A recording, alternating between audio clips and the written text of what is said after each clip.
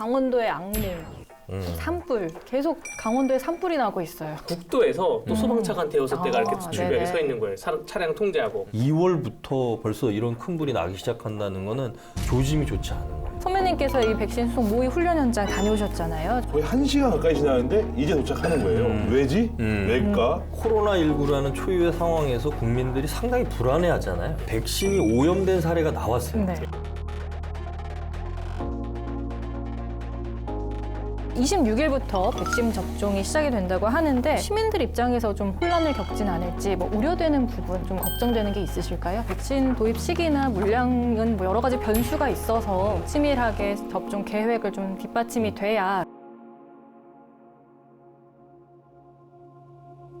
훈련비 같은 예산을 뭐 편성을 했었던 것인지 아니면 예비비에서 뺀 건지 아니면 또 추경 때 이걸 또 써야 되는 것인지 그런 의문도 들고 훈련할 거면 조용히 하던가 이게 너무 보여주기식.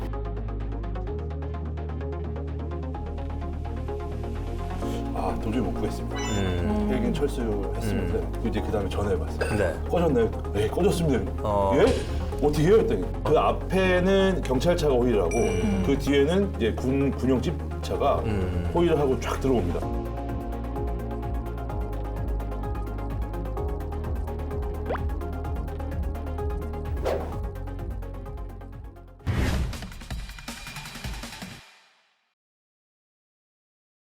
강원 기자들의 지역 밀착 취재 뒷이야기 강원 기자회견의 문이 열렸습니다.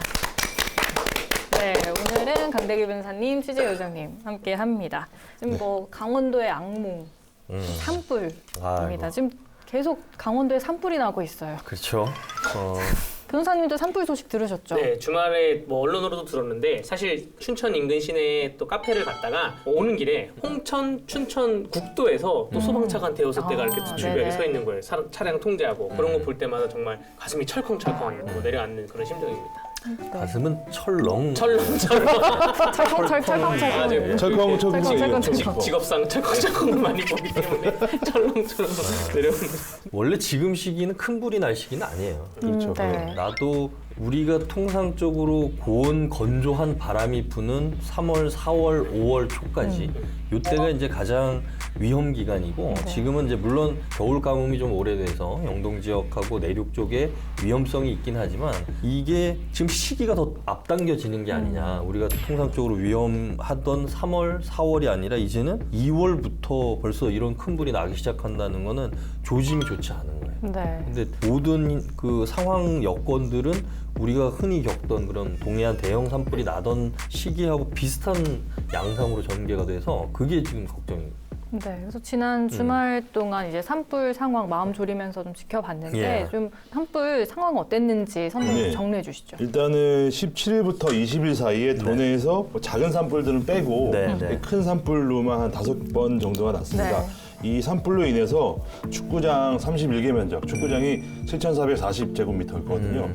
네. 31개 이 산림이 이제 피해를 본 건데요. 이거 어느 정도예요? 그럼 총 피해 면적은? 예, 잘 계산해 보시면 네. 될 것 같고요. 제일 컸던 불이 최근에 제일 근접하게 발생했던 20일 에 났던 정선 산불입니다. 정선 산불이 20일 오후 3시 50분쯤 이제 정선군 열양면에서 이제 발생을 했는데요. 네. 이 산불로 인해서 축구장 17개에 달하는 12만 제곱미터가 소실이 됐습니다. 이제 낮에 나고 밤에 이제 못 걷기 때문에 진화까지 걸린 시간은 17시간 50분. 예, 이렇게 그냥 속절없이 태우는 네. 기만 했는 상황이었고 그 다음에 이제 화천에서는 17일과 20일 이렇게 산불이 2번 발생을 네. 했습니다. 군 사격장에서 네. 사격 훈련하다가 빵 쐈는데 네. 탁 떨어져서 불발탄? 예, 되게 이제 바람이 휙 불면서 날아가서 붙은 산불인데 불꽃이 튀면서 예. 네. 저도 이제 퇴근 시간 앞두고 아 이거 꺼져야 되는데 꺼져야 되는 산림청에 막 전화를 하고 했더니 아 도저히 못 구했습니다. 헬긴 철수했습니다. 아 어떡하지? 이제 그 다음에 전화해봤어요. 네. 꺼졌나요? 예, 꺼졌습니다. 예? 어떻게 해요? 했더니 꺼진 게 아니고 다 탄 겁니다. 그렇죠. 아. 이렇게 얘기를 거기 하시더라고요. 이제 사격장 주변이니까 탈만한 이제 거리들이 이제 없었던 거죠. 다들 이렇게 다 네. 채워놨고 그래서 또 화천 상설면에서도 22일 낮에 또 산불이 나서 5,000제곱미터가 소실이 거기도 뭐 사격장 뒷산이라고 하더라고요. 거기는 이 군부대, 네. 공병대대 뒷산인데 네. 거기는 왜 붙었는지 모르겠어요. 그거는 군부대 과실은 아니고요. 그거까지는 아직 제가 확인을 못했는데 왜 났는지는 경찰과 산림당국에서 지금 조사를 하고 있고 네. 이후 이제 양양과 강릉 이제 네. 제일 큰 산불이 날 뻔한 아, 그렇죠. 네, 거기 과거에도 양양 예. 낙산 낙산사 바로 맞은편. 예, 네. 주변에 있는 곳인데 여긴 또 밤에 났습니다. 맞아요. 민가도 많았죠, 그 예, 주변에. 민가도 네. 많고 뭐 대피도 대피도 하고 했죠. 여기 역시 밤에는 헬기가 뜰 수 없기 때문에 밤새 태웠는데 잘된 사례인 것 같아요. 밤에 났는데도 불구하고 6시간 만에 그렇죠. 네, 예, 불을 맞습니다. 끈 거는 성공 사례. 예, 성공 사례로 보여지고요. 네. 예, 그 다음에 이제 18일 날은 강릉에서 또 산불이 났는데 동해안에서 산불이 나면 저희는 진짜 깜짝깜짝 놀라요. 그렇죠. 아, 이것도 대형 산불 번지는 거 아니야? 이렇게 했는데 다행히도 여긴 1시간 40분 만에 예, 진화가 됐습니다. 그래서 뭐 이렇게 보면 계속 불이 많이 났어요. 지금 아까 우리 국장님 말씀해 주셨듯이 지금 2월밖에 안 됐는데도 이렇게 많이 온 거는 영동 지역, 특히 영동 지역의 강수량이 0.1mm에 불과합니다. 예, 매우 2월 이제 4일 이후에 그러니까 너무 건조하고 거기에 이제 바람까지 불면서 좀 불씨 관리, 그러니까 산림 당국도 다 얘기하는 게 제발 좀 불씨 좀 잘 관리 좀 해달라. 네. 너무 힘들다 이렇게 그러니까 말씀하셔서 이게 아까 이제 오후에 났거나 명확하게 원인이 있는 산불 같은 경우는 뭐 대처하기도 쉽고 이런데 사전에 예방도 가능하고 밤 10시 넘어서 나는 산불, 뭐 새벽에 나는 산불들도 가끔 있어요. 네. 전국적으로 보면 이건 뭐 철저하게 누가 보더라도 그렇죠. 그 과실로 인한 그런 이제 화재기 때문에 실화기 때문에 이런 거는 철저한 예방이 좀 뒤따라야 되고 주민들이 일단 인식이 바뀌어야 됩니다. 이건 진짜 실수로라도 불을 내면 큰 처벌을 받는다. 그래서 나이가 많으신 어르신들도 좀 안내를 해서 마을에서 절대 집 가까이에서 불 피우고 이런 거 하지 마시고 아궁이채 잘 관리하시고 이렇게 좀 인식을 바꿔야 돼 결국은. 네. 그런 거 아니고서는 암만 지자체 뭐 산림청에서 헬기 다니면서 예방 활동하고 이런 게 안 돼요. 새벽에 불 내는 거 어떻게 그렇죠. 잡아요? 그럼 새벽에 불 나는 거는 창고에서 불이 나서 번지는 경우도 있지만 대부분이 이제 화목 보일러 연통에서 그렇죠. 날아가는 불씨가 낙엽에 딱 떨어지면서 시작되는 경우가 많기 때문에 네. 산에 이렇게 길이 있고 집들이 쭉 있잖아요. 그 웃긴 게 다들 이렇게 연통이 집 뒤에 산 쪽으로 이렇게 다 나 있어요. 그러니까 바람이 이렇게 부니까 연통이 또 이렇게 T자형으로 돼 있잖아요. 네. 바람이 이렇게 휙 불어서 탁 나가니까 다 저쪽 산 쪽으로 날아가는. 다행히도 이제 지자체에서 이제 화목 보일러를 많이 교체하고 있기 때문에 이제 그런 것들이 좀 줄어들지 않을까 네. 또 생각이 듭니다. 작년 이 가을부터 이 네. 겨울 사이도 이제 산불이 많이 났는데 네, 네. 작년엔 또 많이 비가 좀 많이 왔어요. 그렇죠. 다행히도 네. 영서 지역이나 이제 비가 좀 꾸준히 내리면서 크긴 산불이 없었는데 전 잘 지나가나 싶었죠. 근데 봄으로 넘어가는 이 시기에 갑자기 산불이 나다 보면 아마 4월쯤에 되면 더 강한 바람, 양간지풍, 아, 네, 또 나왔죠. 양간지풍. 양간지풍 이거 빠질 수가 없는 여기에 강원도 대해서 산불. 또 하고 싶은 말씀 제가 있으시다면서요? 오늘 그 거의 기사를 기상학 박사세요. 네. 이거 오늘 좀 비판 좀 하려고 갖고 나왔는데 네. 경북 안동 예천 산불 나고 나서 중앙 방송 신문하고 온갖 데가 언론에서 다 양간지풍. 네. 확 키운 양간지풍, 뭐 대기 건조의 강풍까지 산불 비상 이렇게 나왔어요 기사가. 네. 이 양간지풍이라는 거를 끌어들여서 경북에서 안동하고 예천에서 불난 거를 설명을 했는데 이거 틀린 말입니다. 이거는 양간지풍은 오보입니다. 오보. 네. 이게 양간지풍이라는 게 강원도 동해안에만 해당되는 특이한 기상 현상이에요. 그러니까 양양과 고성에 있는 간성 사이 또는 양양과 강릉 사이에 네. 큰 바람, 봄철에.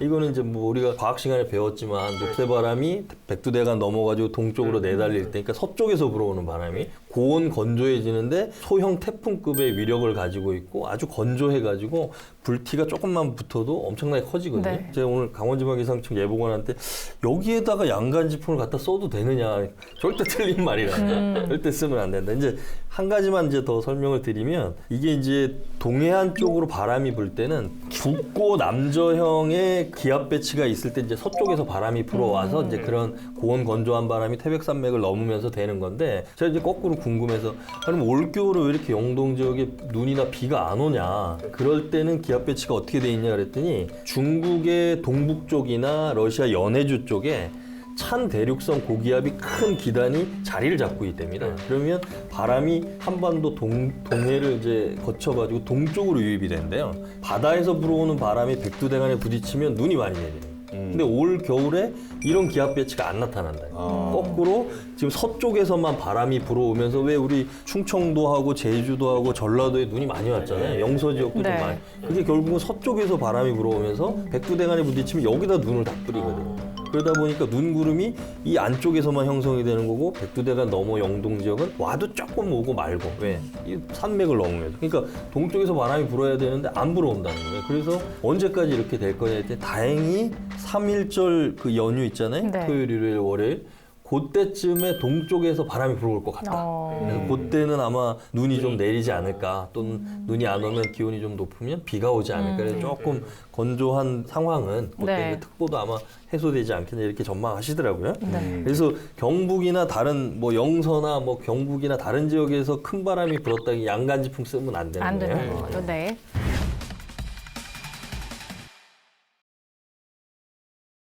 네, 지금 뭐 설 연휴가 지나고 확진자 수가 확 늘었다가 네, 줄었죠. 네, 26일부터 백신 접종이 시작이 된다고 하는데 네. 선배님께서 이 백신 수송 모의 훈련 현장 다녀오셨잖아요. 좀 네. 어땠는지 말씀해 주세요.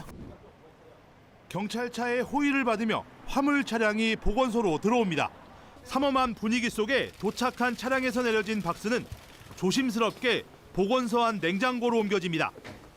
코로나19 백신을 안전하게 수송하기 위한 모의 훈련입니다. 제가 안 가본 데가 없는 것 같아요. 네. 질문이 다녀오셨죠? 그걸로 시작을 하는데 네. 백신 운송 작전 이 프로젝트 명입니다. 백신 운송 작전인데 네. 여기에는 이제 특전사가 주도를 하더라고요. 이제 이게 경호 예. 뭐 이런 게 그러니까 필요하니까. 이게 이제 거기 이천 물류센터에서 출발을 해서 춘천시 보건소까지 아. 그냥 오면 한 1시간 반 정도 걸립니다. 예. 네, 그래서 저희가 1시간 반이면 도착하겠다. 네. 그리고 취재진들이 다 가 있었는데 거의 1시간 가까이 지나는데 이제 도착하는 거예요. 왜지? 왜일까? 네. 했더니 오면서 이 중대본에서 미션을 하더란답니다. 중간중간. 아, 어떤 그러니까 상황을 돌발 상황. 돌발 상황을 전환을 해서. 탁탁 던져준대요. 오. 그걸 해결하고 와야 되는 상황이라서 오다가 서서 이제 또 해야 진짜 되고. 훈련이네요. 네, 진짜 네. 실전처럼 한 거죠. 실전처럼 오는데 예. 이제 처음에 이제 탑차에 싣고 오는데 그렇겠죠. 그 앞에는 경찰차가 호위를 하고 그 뒤에는 이제 군용 집차가 호위를 하고 쫙 들어옵니다. 쫙 아. 들어와서 특전사 한 4명이 쫙 내리면서 경호를 쫙 네, 하고. 다 이렇게 이제 차를 다 이렇게 둘러싸요. 그래서 막 그 이제 그 문에 이 창고 문에 이 봉인이 돼 있어요. 아, 그렇죠. 못 열게.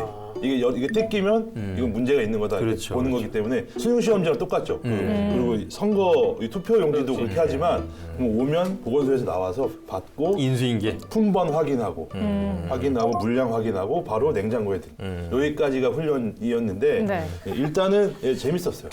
저는 백신 수송이 과연 모의 훈련을 할 정도인가라고 생각이 들었었거든요. 이 기사를 처음 접했을 때 민간에서는 당일 배송, 새벽 배송 뭐 이런 것도 있고 뭐 앱으로 지금 뭐 물건을 다 시키는 세상인데 굳이 인천공항에 내려서 전국 지역으로 가는 거 아니에요? 물류센터를 거쳐가지고. 근데 우리나라의 땅 면적을 고려해 봤을 때 이것을 뭐 훈련을 해서 할 정도인가? 또 훈련비 같은 예산을 뭐 편성을 했었던 것인지 아니면 예비비에서 뺀 건지 아니면 또 추경 때 이걸 또 써야 되는 것인지 그런 의문도 들고. 예비 정신은 네, 보는 눈이 또 달라요. 아니 훈련할 거면 조용히 하던가 이게 너무 보여주기식 근데 이게 훈련이 아닌가 이 생각이 들어요. 물론 이제 뭐 강대규 변호사의 지적도 뭐 일리가 있는 것 같은데 한편으로 보면 뭐냐면 코로나19라는 초유의 상황에서 국민들이 상당히 불안해하잖아요.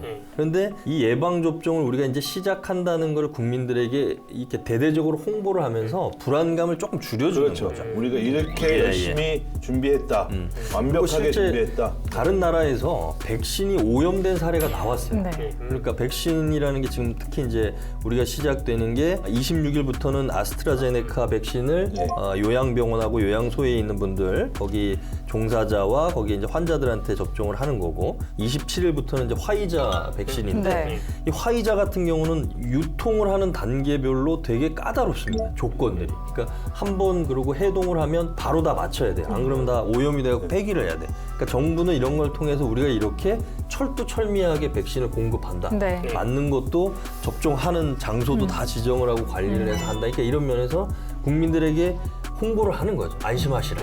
그러니까 이런 면에서는 일부러 좀 보여주기도 좀 필요하지 않을까 뭐 이런 생각을 좀 해봤어요. 네. 네, 그러면 이제 앞으로 백신 접종 대상 어떻게 좀 진행이 되는 걸까요? 일단은 26일부터 도내에서도 백신 접종이 시작될 예정입니다. 네. 첫 대상은 뭐 전국 다 똑같지만 코로나19 치료를 하는 병원 네. 종사자 그리고 요양병원과 시설의 65세 미만 이용자가 종사자를 대상으로 진행이 되고 아마 일반 시민들, 65세 네. 이하 일반 시민들은 7월부터 아마 백신 종류에 상관없이 네. 순차적으로 예. 이 백신을 맞을 수 있을 것 같습니다. 뭐 3월부터는 이제 도내에서 처음으로 일단 시민들을 대상으로 하는 예방 접종 센터가 원주 치악체육관에 설치가 된다고 합니다. 이제 또 뭐 순차적으로 춘천에선 봄내체육관, 강릉은 아이스 아레나 뭐 이런 네. 곳에서 이제 센터가 준비가 되고 있는데 예. 뭐 시민들 입장에서 좀 혼란을 겪진 않을지 뭐 우려되는 부분, 시민 입장에선 좀 걱정되는 게 있으실까요?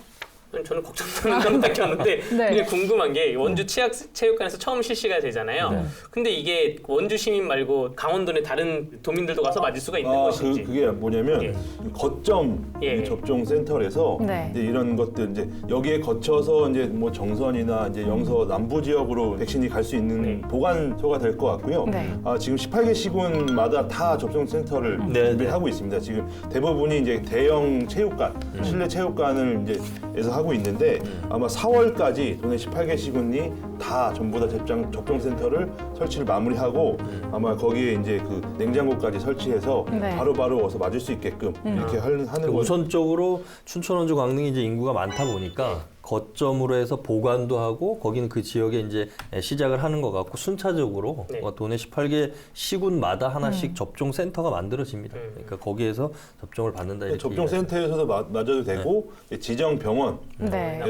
예, 맞아야 됩니다. 그리고 지금 이제 요양병원이라든지 요양원 같은 경우는 지금 일반인 면회나 출입이 안 돼요. 거기 계신 분들 이야기 들어보니까 그분들은 아예 일주일에 한 번 내지 두 번 의무적으로 검사를 받는. 왜냐하면 거기 있는 분들이 너무 취약하다 보니까 네. 걸리면 일단 되게 중증으로 빨리 가기 때문에 거기 계신 종사원들 이런 분들은 이동도 제한이 되고 집에 가도 아주 뭐 다른 사람하고 접촉 못하게 한다 그러더라고요. 그러니까 예를 들어서 요양원이나 요양소나 뭐 이런데 의사가 없을 경우에는 출장을 나가서 거기서 접종을 하신다 그러더라고요. 의사가 있으시면 그분이 이제 접종을 하시는 거예요. 변호사님 만약에 이렇게 백신을 맞고 나서 네. 부작용이 나타난다면 이거를 어디에 책임을 묻고 뭐 보상을 어떻게 받을 수 네, 있을까요? 일단 정부에서는 네. 그 복지부와 뭐 질병청, 식약처, 그 의사협회, 간호사협회에서 코로나19 백신 의정 공동위원회가 있습니다. 거기서 이 부작용에 대해서 어떻게 대처를 할 건지 논의가 나올 것이고요. 네. 뭐 이 논의가 안 나오면 결국 소송으로 가는 것인데 개인별로 소송으로 가던가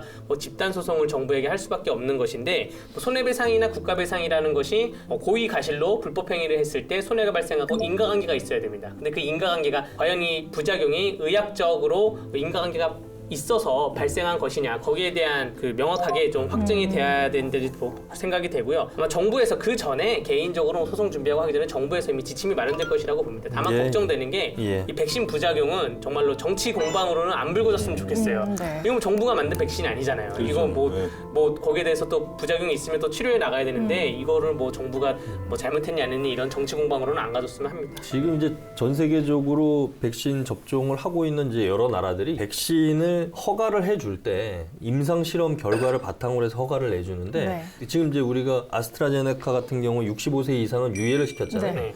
이 65세 이상을 다른 나라에서도 맞은 임상 결과들이 별로 많지 않대요. 샘플이. 그래서 일단은 안정성을 담보로 그러니까 확증을 할 수 없기 때문에 일단 유예를 해놓은 거고 코로나19 백신에 대해서는 이미 전 세계적으로 실시간으로 정보가 교류가 되고 우리나라의 질병관리청이라든지 전담 그 부서에서도 이런 정보들을 실시간 주고받고 있다 그러더라고요. 그러니까 그 부작용에 대해서 우리가 크게 걱정하는 것보다는 일단은 빨리 전 국민의 지금 면역을 지금 만들려면 뭐 절반 이상이 아니라 거의 뭐 70% 80% 정도는 맞아야지 네.